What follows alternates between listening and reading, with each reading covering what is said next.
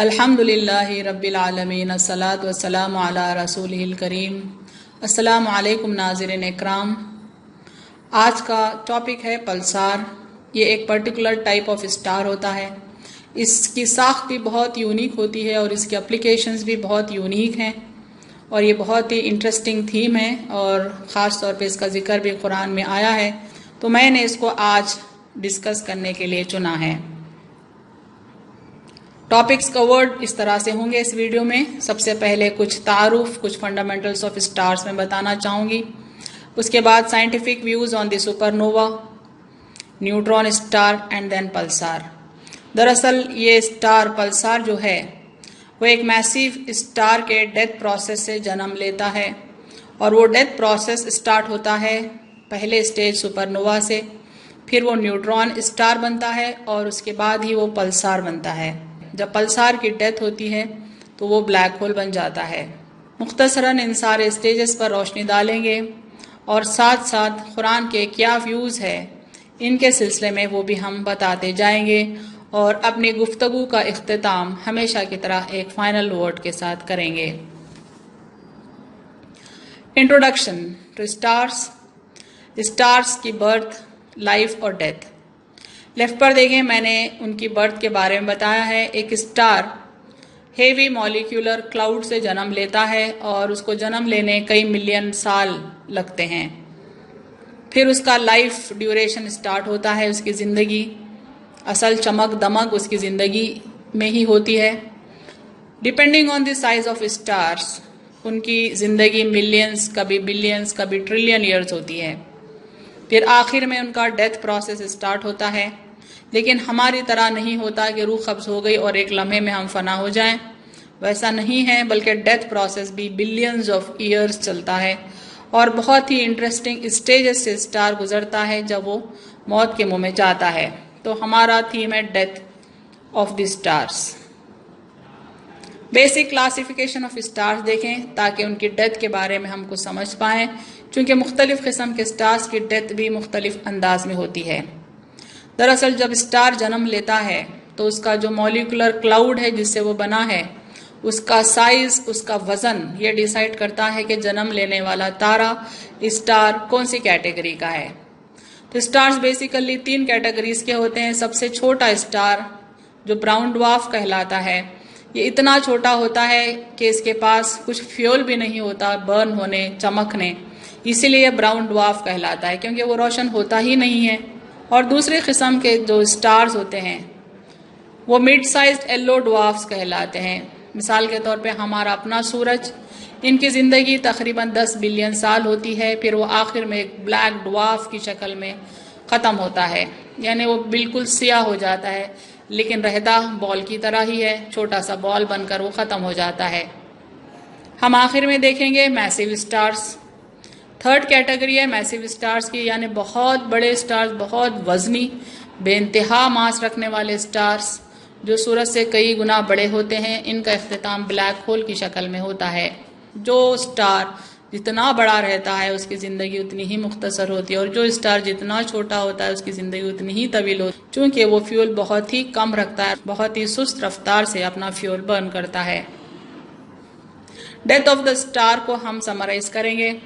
सबसे छोटा स्टार जो जलने में भी कामयाब नहीं हुआ वो पैदाइशी तौर पे ब्राउन कलर का होता है, उसे ब्राउन ड्वार्फ कहते हैं। लेफ्ट साइड देखें, और उसका इख्तिताम होता है ब्लैक ड्वार्फ की शक्ल में। और एक होता है मिडिल साइज्ड स्टार, मिसाल के तौर पे हमारा अपना सूरज, इसका भी इख्तिताम होता है, यानी इसकी मौत होती है ब्लैक ड्वार्फ की शक्ल में। राइट पर देखें मैसिव स्टार, जिसको हम फोकस करने वाले हैं इस वीडियो में, वो बहुत ही बड़ा होता है और भयानक तरीके से बर्स्ट होता है, कहलाता है ऐसे स्टेज में सुपरनोवा। और सुपरनोवा या तो डायरेक्ट ब्लैक होल बन जाता है, ब्लैक होल किसको कहते हैं हम तस्वीर से बताएंगे, या कभी पहले पल्सार बनता है फिर एंड पे ब्लैक होल बनता है। और डाइंग स्टार, कुरान में जिक्र आया है, देखें, वन नजमी इज़ा हवा, तारे की कसम जब वो गायब यानी उसकी मौत होने लगे। By the star when it goes down it vanishes. एक दूसरी आयत देखें जिससे हवा के माने और क्लियर होते हैं। वमन यहलिल अलैहि गज़बी फ़क़द हवा, एंड ही ऑन हुम माई anger descends he is Indeed perished. ہوا کے معنی میں نے فوکس کیے ہیں. دوسری آیت سے اللہ تعالیٰ فرماتے ہیں اور جس پر میرا غضب نازل ہوا وہ ہلاک ہو گیا. یعنی ہلاک ہونے کے معنوں میں ہوا آتا ہے، پیرش ہو جانا، وینش ہو جانا، ختم ہو جانا، اس کی موت واقع ہونا. تو اللہ تعالیٰ نے ایسے اسٹار کی قسم کھائی ہے جو موت کے منہ میں ہے، جو ڈیتھ پروسیس سے گزر رہا ہے اور آخر میں پھر پیرش ہو جائے گا، ختم ہو جائے گا، مٹ جائے گا. Death of massive stars. یہاں سے ہمارا ایکچوئل ڈسکشن شروع ہوتا ہے. Nuclear fusion powers a star for most of its life. ہر اسٹار کے سینٹر پر ایک کور ہوتا ہے جس میں نیوکلیئر فیوژن کا پروسیس جاری رہتا ہے، جس سے ہیٹ جنریٹ ہوتی ہے اور اس کی زندگی چلتی رہتی ہے. Initially, the energy is generated by the fusion of hydrogen atoms at the core of the main sequence star. یعنی لائف پیریڈ جو ہوتا ہے زندگی کا، اس مین سیکوینس آف دی اسٹار کہتے ہیں. ان دنوں میں کور میں جو ہائیڈروجن ہے وہ فیول کی طرح برن ہوتے رہتا ہے، فیوژن پروسیس ہوتے رہتا ہے اور ہیلیم فارم ہوتا رہتا ہے اور ہیٹ جنریٹ ہوتی رہتی ہے. More massive stars can fuse heavier elements along a series of concentric shells. یعنی جب ہائیڈروجن کور کا پوری طرح برن ہو جاتا ہے تو کور کے اطراف جو شیلز ہوتے ہیں وہ ہیویئر ایلیمنٹس کے ہوتے ہیں اور ایک کے بعد دیگرے میسیو اسٹار سارے concentric shells کو برن کرنا شروع کر دیتے ہیں. Stars with greater than or equal to 10 times the mass of the sun can explode in a supernova as their inert iron cores collapse into an extremely dense neutron star or black hole. انہیں سارے heavy atoms کو burn کرنے کے بعد inert iron بچ جاتا ہے. وہ کولیپس جب ہوتا ہے تو میسیو اسٹار آخر میں نیوٹرون اسٹار بنتا ہے. پھر جب اس کی بھی ڈیتھ ہوتی ہے تو بلیک ہول بن جاتا ہے. یہاں دیکھیں اسٹار بیلنس کیسے رہتا ہے اور اس کی موت کیسے واقع ہوتی ہے. میں نے رائٹ سائڈ پر بتایا سینٹر پر کور ہے، ہائیڈروجن برن ہوتا ہے، ہیٹ جنریٹ ہوتی ہے اور پھر یہ ہیٹ اسٹار کے سطح سے باہر آتی ہے اور اوپر سے گریوٹی یعنی اسٹار کے جو لیئرز ہیں وہ اپنا وزن ڈالتے ہیں، کور کو اور کمپریس کرنے کی کوشش کرتے ہیں، لیکن کور سے جو ہیٹ اور پریشر ڈیولپ ہو رہا ہے وہ اس گریوٹی کے دباؤ کو بیلنس کرتا ہے. اس طرح سے اسٹار جیتا ہے. لیکن جب کور میں ہائیڈروجن پورا برن ہو گیا اور اس طرح سے اطراف کے سارے لیئرز کو فیول کے طور پر اسٹار جب برن کر دیتا ہے تب ہیٹ اور پریشر بہت کم ہو جاتے ہیں. آخر میں اوپر سے جو گریوٹی کا دباؤ پڑ رہا ہے وہ کامیاب ہو جاتا ہے اور اسٹار بہت بری طرح سے کولیپس ہو جاتا ہے. ایسا بھیانک طریقے سے کولیپس ہوتا ہے کہ اس میں بے انتہا روشنی نکلتی ہے. چند مہینوں تک ساری گیلیکسی ہی روشن نہیں ہو جاتی بلکہ ساری کائنات تک روشن ہو جاتی ہے اور اس کو سپر نووا کہتے ہیں جیسا میں نے رائٹ پر بتایا ہے. تو کولیپس اکر سو ریپڈلی یعنی چند سیکنڈ میں یہ کولیپس ہوتا ہے that it creates huge shock waves that cause the outer part of star to explode. ایک بھیانک دھماکے سے یہ جیسا بام دھماکہ ہوتا ہے ویسا یہ پھٹتا ہے. انہیں سینٹر کا کور باقی رہ جاتا ہے، باقی کا سارا ماس ایک ایکسپینڈنگ کلاؤڈ کی شکل میں بکھرتا ہے اور اس کو نیبیولا کہا جاتا ہے. اگر اسٹار 10 ٹائمز ہیوی ہو سورج سے اس کے ڈیتھ کا آخری سٹیج بلیک ہول کہلاتا ہے. اب یہ دیکھیں میسیو اسٹار پھٹ کے جب سپر نووا بن رہا ہے تو سینٹر پہ ایک چھوٹا سا اسٹار نظر آ رہا ہے. دراصل وہ اوریجنل اسٹار کا کور ہے. وہ چھوٹا سا جو سینٹر پہ نظر آتا ہے وہ آگے چل کر نیوٹرون اسٹار کہلاتا ہے.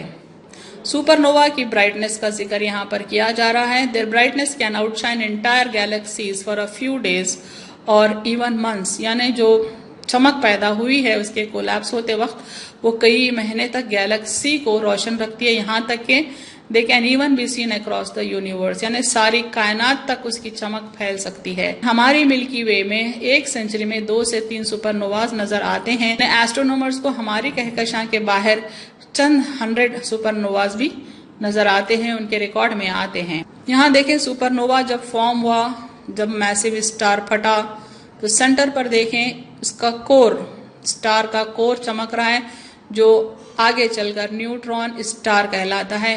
وہ برن ہونا جاری رکھتا ہے، وہ چمکنا جاری رکھتا ہے. ایک ایسا اسٹار جس کا وزن ہمارے سورج سے 10 سے 29 ٹائم زیادہ ہو، وہ جب پھٹتا ہے تو اس کا کور نیوٹرون اسٹار بنتا ہے. چونکہ وہ اسٹار کا کور ہے وہ بے انتہا ڈینس ہوتے ہیں اور بہت چھوٹے ہوتے ہیں، یعنی ان کا سائز تو ہارڈلی 10 کلومیٹرز ہی ہوتا ہے، یعنی ان کا ریڈیس.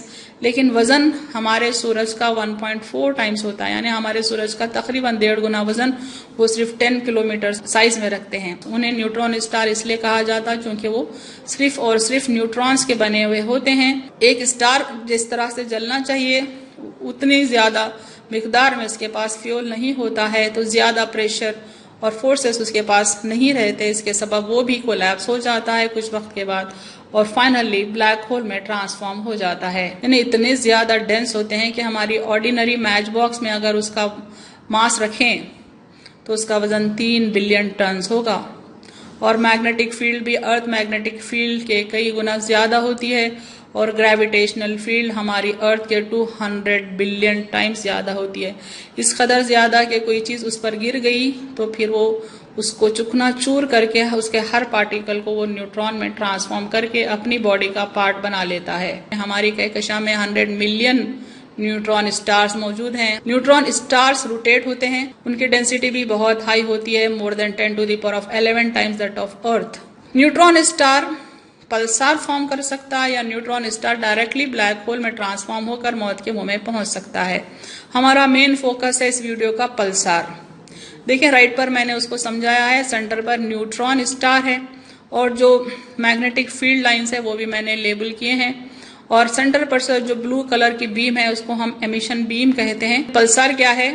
نیوٹرون اسٹار تیزی سے روٹیٹ ہوتا ہے اور بیمز ایمٹ کرتا ہے جو الیکٹرو میگنیٹک ریڈیشنز رکھتے ہیں، اس کے میگنیٹک پول سے یہ بیمز ایمٹ ہوتے ہیں۔ یہ جو بیمز ہے یہ بیمز اگر ارتھ سے ٹکراتے ہیں یا ارتھ کے رخ پر ہیں تو ان کو ڈیٹیکٹ کرنا زمین پر رہنے والوں کے لیے ممکن ہے۔ یہ بہت ہی ڈینس ہوتے ہیں اور بہت ہی تیزی سے یہ روٹیٹ ہونے والے ہیں۔ میں نے یہاں پر پلسار کے امیجز بتائے ہیں، لیفٹ پر دیکھیں کتنی تیزی سے وہ بیم کو ایمٹ کر رہا ہے، اس میں ریگولیرٹی بھی ہوتی ہے اور بہت ایکیوریسی بھی ہوتی ہے۔ رائٹ سائڈ پر دیکھیں وہ تیز روشنی بھی خارج کر رہا ہے اور ساتھ میں بیمز بھی ایمٹ کر رہا ہے۔ یہ بھی پلسار کی ایک ایگزامپل ہے، بیم بھی وہ ایمٹ کر رہا ہے اور اس کا میگنیٹک لائنز بھی آپ دیکھ سکتے ہیں، بیچ میں وہ چھوٹا سا نیوٹرون اسٹار ہے۔ پلسار کی ڈسکوری کب ہوئی، اس کو کیوں ناکنگ اسٹار کہا جاتا ہے یہ بھی دیکھیں۔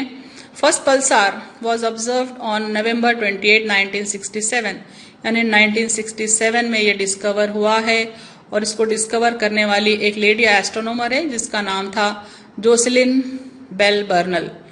ہوا یوں کہ جب انہوں نے پلسز کو محسوس کیا اپنے انسٹرومنٹس پر، وہ یہ سمجھی کہ شاید کوئی ایلینز ہوں جو زمین والوں سے کانٹیکٹ کرنے کی کوشش کر رہے ہوں، کیونکہ اس طرح سے آکاش سے پلسز، ریگولر پلسز کا آنا پہلے کبھی نہیں ہوا ہے۔ تو وہ حیرت زدہ ہو گئی اور اپنے شک کو یقین میں بدلنے کے لیے انہوں نے کئی انسٹرومنٹس پر ان پلسز کو ریسیو کیا اور یقین کر لیا کہ یہ کوئی سیلیسٹیل باڈی ہے جو برابر ریگولر ٹائم سے پلسز ٹرانسمٹ کر رہی ہیں۔ تو شروع میں چونکہ وہ کچھ کنفیوز تھی، پہلا تجربہ تھا، وہ سمجھی تھی کہ ایلینز ہیں، لیکن جب کنفرم ہوا کہ ایک سیلیسٹیل باڈی ہے، ایک ہیونلی باڈی ہے، تو انہوں نے اس کا نک نیم رکھ دیا لٹل گرین مین، یعنی اس دور میں ایلینز کو لٹل گرین مین کہتے تھے۔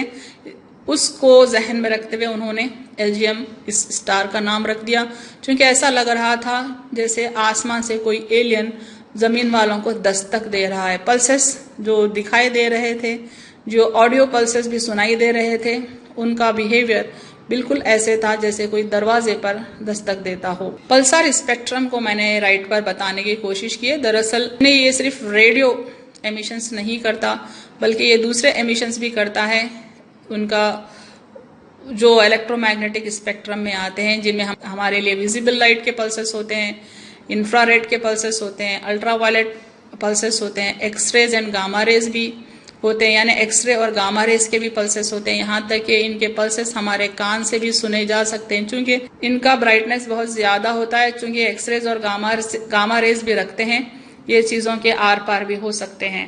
اب دیکھیں قرآن کیا کہتا ہے، پلسار a night visitant who knocks یا which knocks، ٹرانسلیشن میں اس کو نائٹ ویزیٹنٹ کہا گیا ہے۔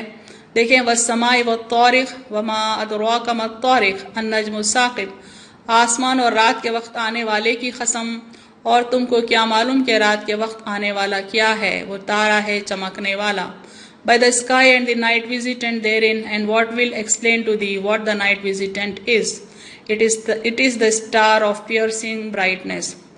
اس کو رات کے وقت آنے والا کہا گیا ہے. ویسے تو سارے تارے ہی ہم کو رات کے وقت نظر آتے ہیں، لیکن خاص طور پہ اس تارے کا نام کیوں رات کا مسافر رکھا گیا، کیوں اس کو تاریخ کہا گیا. یہاں دیکھیں تشریح کلمات.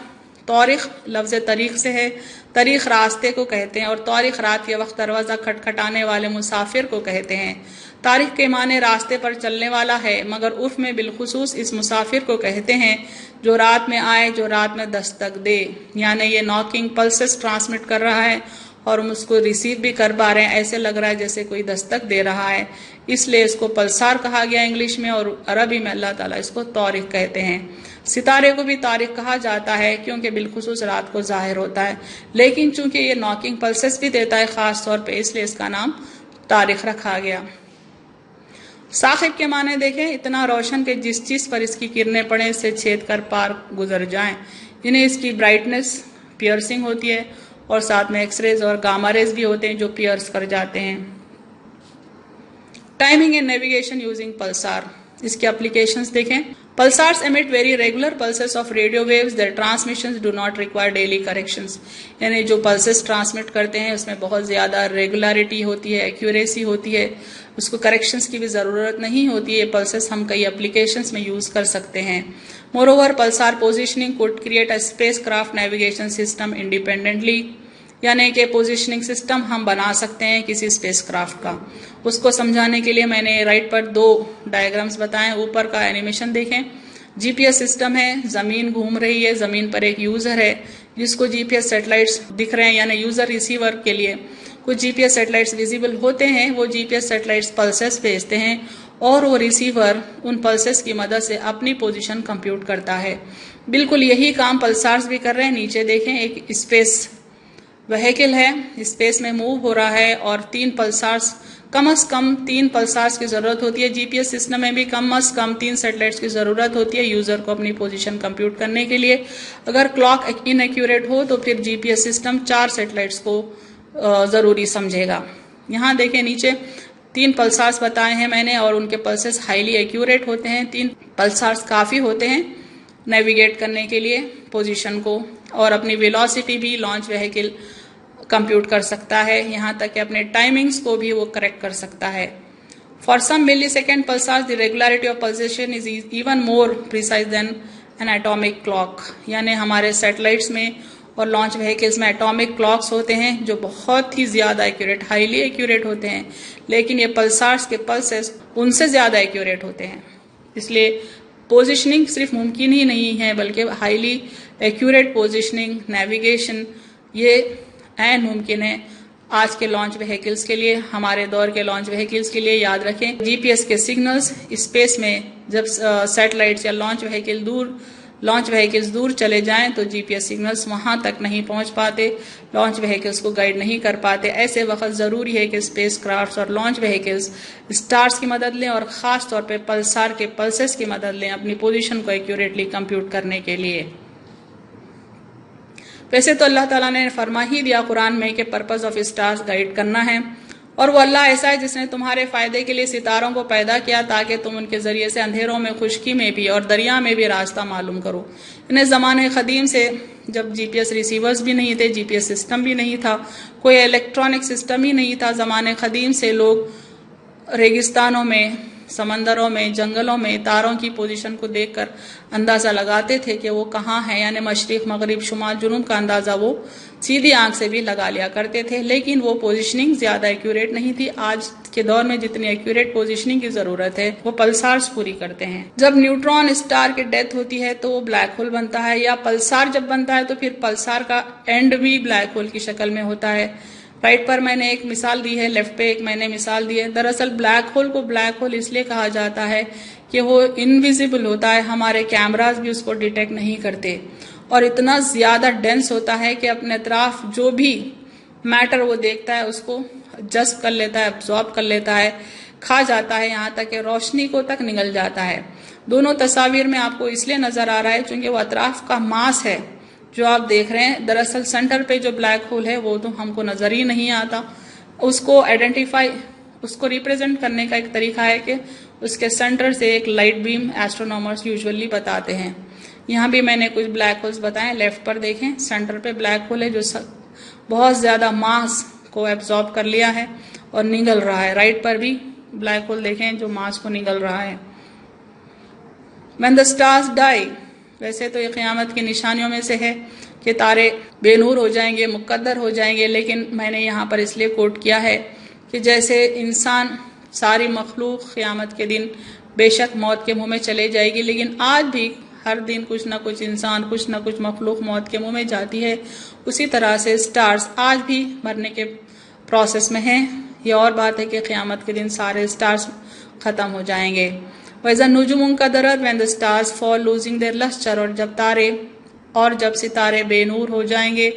فَإِذَا النُّجُومُ طُمِسَتْ، جب ستارے بے نور ہو جائیں گے. یعنی یہ دونوں آیتیں اس بات کی دلیل ہے کہ سٹارز بے نور بھی ہو سکتے ہیں. they do die، they can die and they do die. black holes eat up even big stars، یعنی بلیک ہول کی گریوٹی اس قدر زیادہ رہتی ہے کہ بڑے بڑے سٹارز کو وہ نگل جاتے ہیں. Final word. وَسَخَّرَ لَكُمُ اللَّيْلَ وَالنَّهَارَ وَالشَّمْسَ وَالْقَمَرَ وَالنُّجُومُ مُسَخَّرَاتٌ بِأَمْرِهِ إِنَّ فِي ذَلِكَ لَآيَاتٍ لِقَوْمٍ يَعْقِلُونَ، اور اسی نے تمہارے لیے رات اور دن اور سورج اور چاند کو کام میں لگایا، اور اسی کے حکم سے ستارے بھی کام میں لگے ہوئے ہیں. سمجھنے والوں کے لیے اس میں قدرت خدا کی بہت سی نشانیاں ہیں. یعنی اللہ تعالیٰ کی قدرت ہے کہ اس نے رات اور دن، سورج، چاند، تارے انسان کی خدمت کے لیے پیدا کیے. ہم نے ابھی دیکھا کہ سٹارز کس طرح سے انسان کو نیویگیٹ کرنے، اپنی پوزیشن کو نیویگیٹ کرنے میں ہیلپ کر رہے ہیں.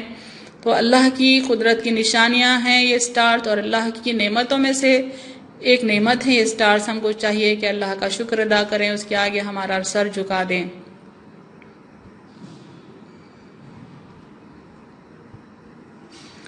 وآخر دعوانا ان الحمد للہ رب العالمین.